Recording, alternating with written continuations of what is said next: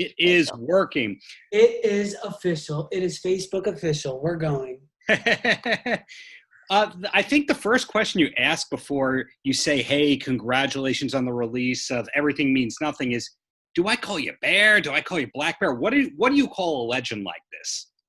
You know, you can call me Bear. You can call me Matt. Just don't call me late for dinner.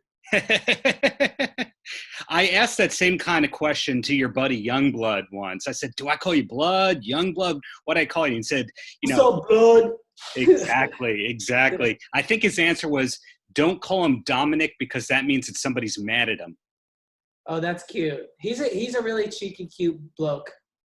To say the very least. So this new album, Everything Means Nothing, congratulations on it coming out this week. How long has it been done for? We actually got it out pretty quick after I was done recording it. Like we basically finished it, mixed it, and mastered it, and sent it in with the artwork within the same week of finishing like the last vocal. So we the last song that I recorded on it is actually the last song on the album. It's called Smile Again. It's like an acoustic record, and it's like my take on a Time of Our Lives, like by Green Day, Time of Your Life by Green Day, and it's just that type of record. And we got it done really fast and got it mixed and mastered, and now I've just been waiting for it to come out for a few months, and that's been exciting. Yeah, you've been doing this since you were a teenager, per my research, which is impressive because most people are not doing the things when they're in their 20s and 30s that they were doing when they were a teenager, fun or not. Was the plan all along to write for other artists, or did that kind of turn out as an accident? I would say it's somewhere in the middle between an accident and the plan. I mean, I kind of was just showing up, and that's what I've always done my whole life, is just shown up and just hope for the best. And in some particular situations, other artists wanted the songs that I wrote. Maybe, for like if you were talking about like Boyfriend by Justin Bieber, I was writing that for Mike Posner with Mike Posner, and Scooter Braun wanted it for Justin. And so I kind of fell into it. And then after that, I started writing for other artists like Linkin Park, Nick Jonas, all different. The spectrum is just insane. EDM, Galantis, like all types of stuff.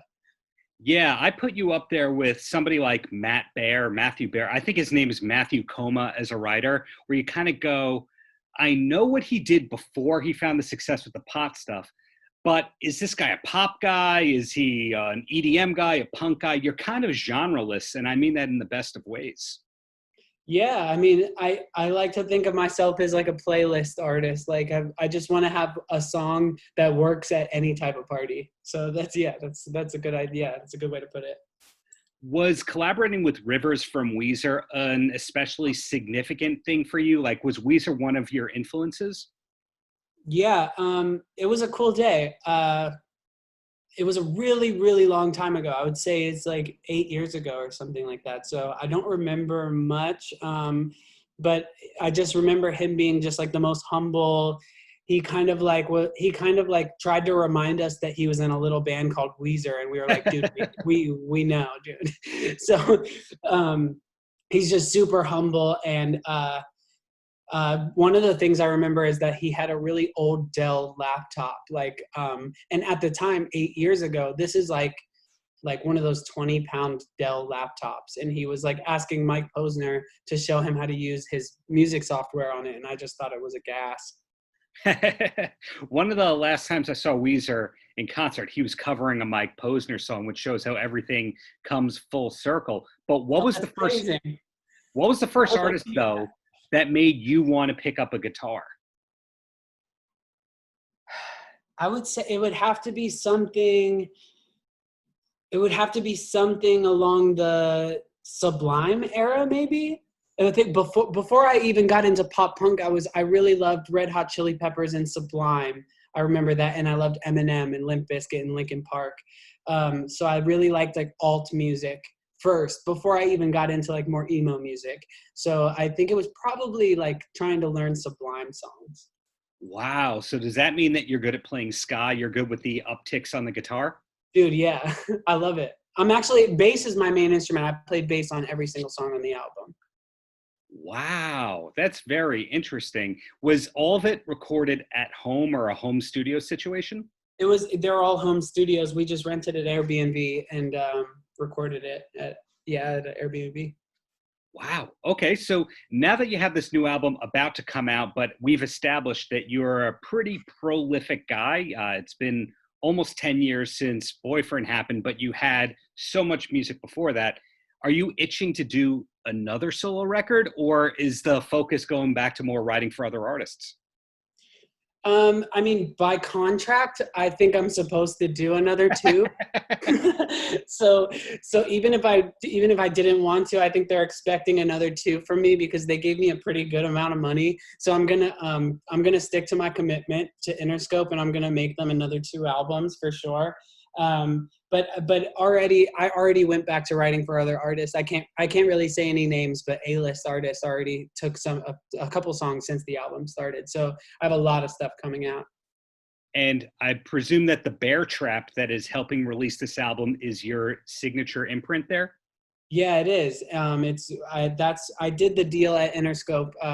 They actually signed my little imprint, and instead of signing me, they signed my little imprint, which is cool.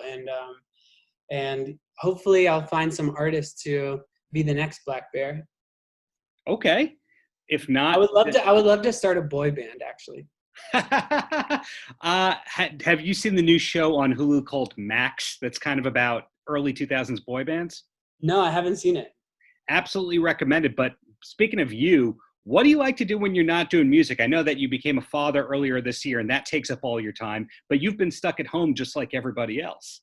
Yeah, I mean, basically all I do all day is I make TikToks and then I just delete them. I don't post them, but I make them all day. Really? Why is it that you delete them? I'm just kidding. I really am just such a boring person. I love my cardio. I go running every morning. I freaking love to run. And I have a newborn son and he's 7 months old and I'm just hanging out with him. Quarantine's been like a huge blessing in disguise for me because I would have been on tour with Halsey right now.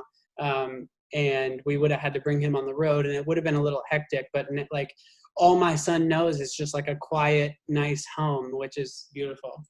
The good joke that you just made that I didn't pick up on about the making TikToks and then deleting them, is that something that somebody actually does that you know of? No, I just made it up. I'm sorry. Well, I think that's a sign that your mind is always working in creative ways. So 2 quick questions, and then you are a free man for me. And good. The first one is there anything that you wish more people knew about you or you feel that people have wrong about Blackbear?